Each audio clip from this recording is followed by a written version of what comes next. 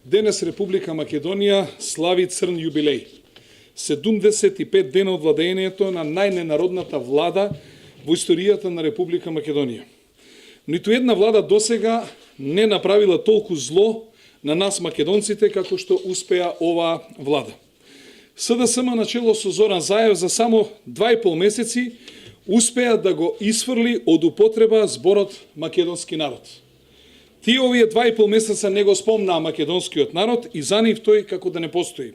За жал, овие луѓе од нас македонците за само 75 дена направија најпонижен народ во Европа.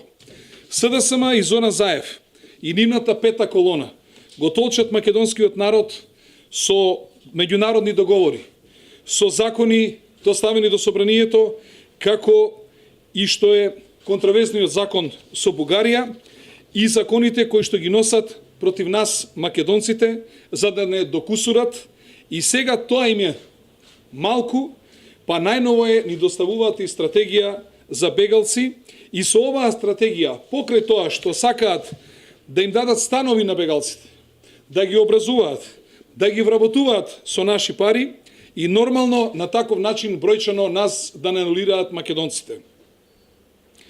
Покрај сето ова, на овие бегалци ќе им дадат и право на глас. А сакаме да подсетиме дека токму тој Социјалдемократскиот сојуз беше најголем противник за давање на право на глас на диаспората.